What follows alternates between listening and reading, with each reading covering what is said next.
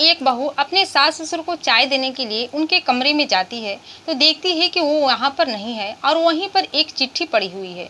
उस चिट्ठी को पढ़कर वो फूट फूट को रोने लगती है। इसके बाद उसी समय उसके पिताजी वहाँ पर आ जाते हैं और उसको शांत कराते हैं, चुप कराते हैं। तो दोस्तों, आखिर उस चिट्ठी में ऐसा क्या लिखा रहता है जिसको पढ़कर वो रोने लगती है? ये कहानी बहुत ही इंटरेस्टिंग कहानी है और आइए जानते हैं इस कहानी की पूरी जानकारी इस वीडियो के माध्यम से। दोस्तों, मैं हूं ज्योति कुशवाहा और आपका ज्योति वॉइस चैनल में स्वागत है। वीडियो में आगे बढ़ने से पहले आपसे रिक्वेस्ट है कि अगर आप मेरे चैनल पर नए हैं तो वीडियो को लाइक कर दीजिए, शेयर करिए और चैनल को सब्सक्राइब जरूर कर दीजिएगा ताकि हमारा हौसला बढ़ता रहे और आप लोग के बीच में मैं ऐसे ही नई नई इंटरेस्टिंग वीडियो ला सकूं। ये कहानी है नोएडा की। नोएडा में एक पति और पत्नी रहते थे। पति का नाम राहुल था और पत्नी का नाम सुनीता था। दोनों अलग अलग जगहों पर जॉब कर रहे थे और जॉब करने के बाद शाम को अपने रूम पर आते थे और एक साथ समय बिताते थे। ऐसे करते करते कुछ दिन बीत जाता है। एक दिन जो सुनीता रहती है अपने कमरे में तैयार हो रही होती है, तभी उसका पति राहुल आता है। कहते हैं कि सुनीता, तुम जल्दी से तैयार हो जाओ, हर बार की तरह आज भी हम लोग को लेट हो जाएगा। इसके बाद सुनीता कहती कि आप थोड़ा सा आराम कर लीजिए और कपड़े बदल लीजिए, इसके बाद हम लोग चलेंगे। राहुल कहता है कि नहीं, मुझे कपड़े नहीं बदलना है, आराम नहीं करना है, तुम जल्दी से तैयार हो जाओ, इसके बाद हम लोग चलेंगे। दरअसल दोनों पति पत्नी अपने घर जा रहे थे, जो कि नोएडा से 70 किलोमीटर दूर था राहुल का घर और सुनीता का ससुराल। इसके बाद सुनीता जल्दी जल्दी तैयार होती है और दोनों 2-3 घंटे बाद अपने घर पहुंच जाते हैं। जब वहां पर जाते हैं तो उसकी जो सुनीता की सास ससुर रहते हैं उसके दोनों का स्वागत करते हैं। इसके बाद सुनीता अपने सास ससुर का पैर छूती है। इसके बाद उसकी सास कहती है कि बहू, तुम लोग आराम करो, मैं तुम लोग के लिए चाय बनाकर लाती हूँ, तुम लोग थक चुके होंगे। इसके बाद सुनीता झट से अपनी सासू माँ से कहती है कि नहीं सासू जी, चाय मैं बनाऊंगी। इसके बाद वो किचन में चली जाती है चाय बनाने के लिए। इसके बाद सुनीता की जो सास रहती है राहुल की माँ, राहुल से कहती है कि राहुल, तुम्हारे आंखों के नीचे काले घेरे बन गए हैं, क्या तुम सही से खाना पीना नहीं खाते हो? इसके बाद राहुल कहता है कि नहीं माँ जी, कंपनी में इतना ज़्यादा काम है, इतना ज़्यादा प्रेशर है कि मुझे सही से समय नहीं मिल पाता है खाना खाने के लिए। इसके बाद राहुल की माँ कहती है कि क्या बहू तुम्हारा अच्छे तरीके से ख्याल नहीं रखती है, वो खाना बना के नहीं देती है? राहुल कहता है कि नहीं, सुनीता मुझे बहुत ही प्यार करती है और मेरा पूरा का पूरा ख्याल रखती है, लेकिन मुझे समय ही नहीं मिल पाता है कि मैं खाना खाऊं। इसके बाद दोनों में वही बातें चीतें हो रही होती है। तभी सुनीता चाय बनाकर लाती है और अपने सास ससुर को चाय देती है, अपने पति को चाय देती है और खुद भी चाय पीती है। फिर शाम का समय होता है तो सुनीता कहती है कि माँ जी, खाने में क्या बनाऊँ? उसकी सास कहती है कि बहू, जो तुम्हें पसंद हो बना लो। फिर सुनीता अपनी सास के पसंद का खीर पूड़ी और पनीर की सब्जी बनाती है और खाना बनाने के बाद सबको खाना खिलाती है। खाना खिलाने के बाद 2-3 दिन वो वहीं पर समय बिताते हैं। फिर उन लोग की जब छुट्टी खत्म हो जाती है तो अपने अपने जगह पर आ जाते हैं और अपने अपने कामों में लग जाते हैं। ऐसे ही बीच बीच में जब भी सुनीता राहुल का छुट्टी होता कंपनी का, वो छुट्टी लेके अपने घर चले जाते थे और अपने सास ससुर यानी कि राहुल के माता पिता के साथ समय बिताते थे। ऐसे ही 4-5 महीने बीत जाते हैं और उन दोनों की 5 दिन की छुट्टी हो जाती है। उस समय दीपावली का समय रहता है। इसके बाद दोनों तैयार हो रहे होते हैं अपने घर जाने के लिए। तभी अचानक राहुल के मोबाइल पर कॉल आता है और जब कॉल आता है तो उसके कंपनी का मैनेजर रहता है। कहता है कि राहुल, तुम हो सके तो यहाँ आओ और काम संभालो, क्योंकि सभी जो वर्कर है छुट्टी पर अपने घर चले गए हैं और कंपनी में काम बहुत ज़्यादा है। अगर तुम काम संभाल ले तो बहुत ही अच्छा होगा और जब वो लोग आ जाएंगे तो तुम छुट्टी पर चले जाना और तुम्हारी छुट्टी का हम लोग पेमेंट भी नहीं काटेंगे। इसके बाद राहुल कहता है कि ठीक है और अपनी पत्नी सुनीता से कहता है कि हम नहीं जा पाएंगे, तुम चली जाओ, क्योंकि हमारी कंपनी में हमको छुट्टी नहीं मिल रही है। इसके बाद सुनीता कहती है कि चलो ठीक है, इससे क्या हुआ, हम लोग अगले साल दिवाली गांव पर जाकर मना लेंगे, इस साल दिवाली यहीं पर मनाएंगे। इसके बाद राहुल कहता है कि नहीं मम्मी पापा को अच्छा नहीं लगेगा, तुम वहां पर चली जाओ। इसके बाद दोस्तों सुनीता तैयार होकर अपने ससुराल चली जाती है और ससुराल जब जाती है तो उसके जो सास ससुर रहते हैं पूछते हैं कि राहुल क्यों नहीं आया। सुनीता कहती है कि राहुल को कंपनी में कोई अचानक काम पड़ जाता है, इसी वजह से वो नहीं आ पाया है। इसके बाद उस रोज शाम को खाना बनाती है और खाना बनाने के बाद सास ससुर को खिलाती है और जब सुबह के 3 बजता है तो अचानक सुनीता के मोबाइल पर कॉल आता है और कॉल यह आता है, कोई उधर से आवाज़ देता है कि आपके पति का एक्सीडेंट हो गया है और वो अस्पताल में भर्ती हैं, अब बुरी तरह से जख्मी हैं। सुनीता नींद में रहती है। जब इस बात को सुनती है तो हैरान परेशान हो जाती है, तुरंत जग जाती है और पूछती है कि आप कौन बोल रहे हैं। वो अपना नाम बताता है। इसके बाद कहता है कि आप यहाँ पर जल्दी से आ जाइए। इसके बाद सुनीता अपने भाई को कॉल करती है और जब उसका भाई आता है तो सुबह के 4 बज चुके होते हैं। सुनीता जल्दी जल्दी तैयार होती है और जाने की तैयारी में लग जाती है। इसके बाद जो उसके सास ससुर थे वो भी उठ जाते हैं और कहते हैं कि क्या हुआ बहू, इतने सुबह को तुम कहाँ जा रही हो। इसके बाद कहती है कि माँ जी, राहुल का एक्सीडेंट हो गया है और एक अस्पताल में भर्ती है, मैं वहीं पर जा रहा हूँ। इसके बाद सुनीता के सास ससुर पूछने लगते हैं कि कैसे हुआ। इसके बाद सुनीता कहती है कि मुझे अभी इस बारे में कुछ भी पता नहीं है, बस इतना पता है कि वो अस्पताल में भर्ती है। इसके बाद जो सुनीता के सास ससुर रहते हैं वो और सुनीता का भाई और सुनीता एक गाड़ी बुक करते हैं और चारों लोग उस अस्पताल में चले जाते हैं।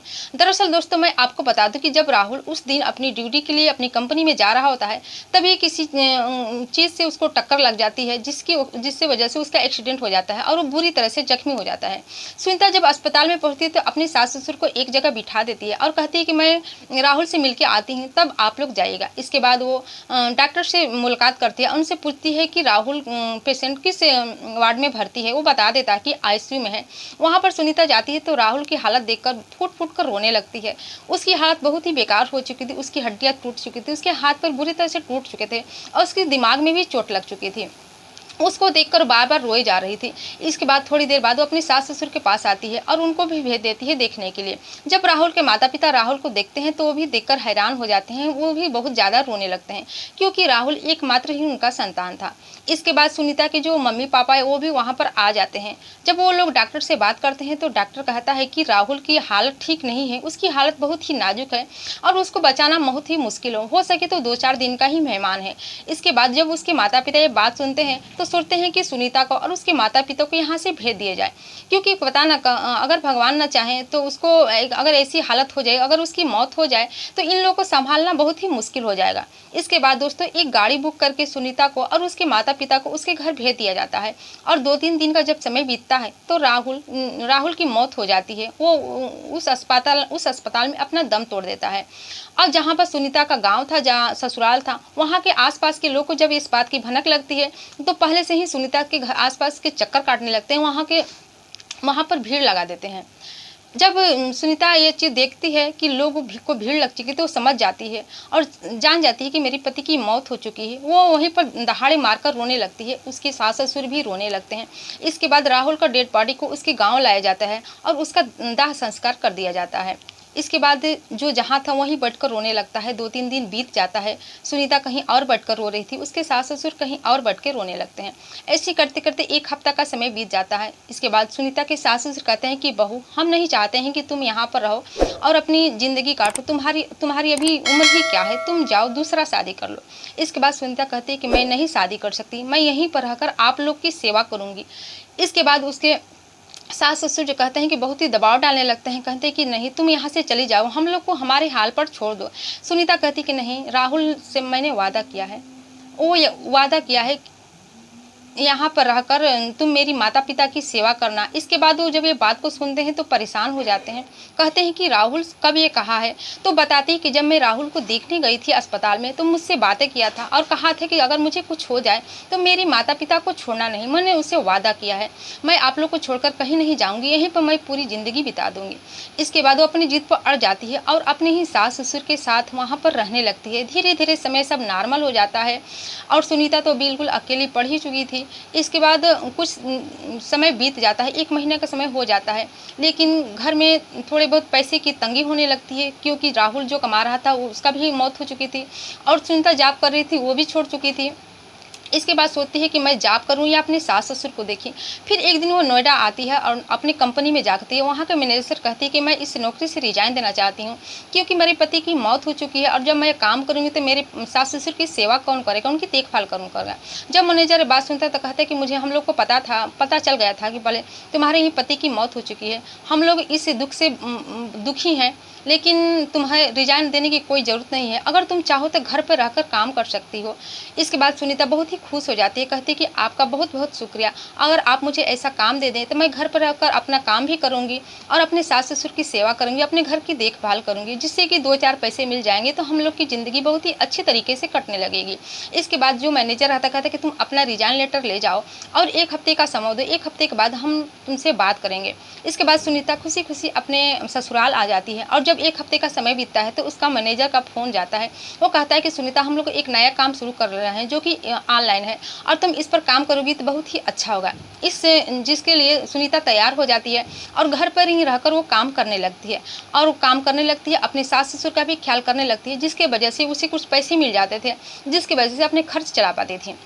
ऐसे ही करते करते दोस्तों 10 साल बीत चुके होते हैं और 10 साल में सुनीता शादी नहीं करती है, अपने सास ससुर को भी छोड़ के नहीं जाती है और उनके जो सास ससुर इतने बूढ़े हो जाते हैं कि उन बिस्तर पर पड़ जाते हैं और बिस्तर पर भी उनका सारा काम होता था, मल मूत्र खाना पीना सब वहीं पर होता था और जो सुनीता थी पूरी लगन से अपने सास ससुर की सेवा कर रही थी। ऐसे करते करते जब 10 साल बीत जाते हैं तो एक दिन वो अपने सास ससुर को चाय देने के लिए उनके कमरे में जाती है। जब वहाँ पर जाती है तो देखती है कि उसके सास ससुर नहीं हैं और वहीं के पास के टेबल पर एक चिट्ठी पड़ी हुई है। सुनीता उस लेटर को पढ़कर रोने लगती है फूट फूट कर। इसके बाद उसके जो पिताजी उसको कॉल करते हैं, उसके पिताजी आते हैं, इसके बाद उसको चुप कराते हैं और सुनीता उस लेटर को पढ़ती है तो उसमें लिखा रहता है कि बहू तुम्हारे जैसी बहू सबको मिले, तुमने हमारी बहुत सेवा की है, हम लोग बहुत तुम्हारा आभारी हैं और अब हम लोग अब तुमसे सेवा नहीं करवाना चाहते क्योंकि हम लोग ऐसी स्थिति में आ गए हैं कि ना ही हमारी मौत हो रही है और ना ही हम ढंग से जिंदा है और तुम सेवा करते करते थक गई हो, तुम जाओ अपनी अलग दुनिया बसाओ, तुम्हारी अभी उम्र ही क्या है, तुम शादी करके खुश रहो। जिसकी वजह से हम लोग जहर खा रहे हैं और जहर खा के अपनी ज़िंदगी लीला समाप्त कर रहे हैं। जब सुनीता इस चिट्ठी पढ़ती है तो रोने लगती है और दूसरे कमरे में जाकर देखती है तो उसके जो सास ससुर है वहाँ पर जहर खाकर मर चुके होते हैं। इसके बाद वो दहाड़े मारकर रोने लगती है। उसके पिताजी उसको चुप कराते हैं और जो उसके मायके के लोग रहते हैं वहाँ पर आते हैं और उसकी सास ससुर का दाह संस्कार कर देते हैं। और उस चिट्ठी में भी लिखा रहता है कि जो उनकी सारी प्रॉपर्टी थी वो सुनीता के नाम कर चुके थे और ये भी लिखे रहते हैं कि अब ये घर तुम्हारा है और तुम ही को इस घर को संभालना है और हो सके तो तुम अपनी शादी कर लेना और एक नई जिंदगी बसाना। इसके बाद सुनीता अपनी सास ससुर का दाह संस्कार करके फिर नोएडा आ जाती है और नोएडा आने के बाद फिर से अपने कामों में लग जाती है।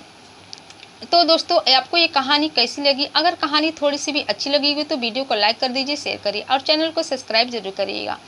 और इस कहानी से आपकी क्या राय है कमेंट सेक्शन में कमेंट करके ज़रूर बताइएगा। फिर मिलते हैं अगले दिन नई कहानी के साथ, नई घटना के साथ। तब तक के लिए जय हिंद, जय भारत।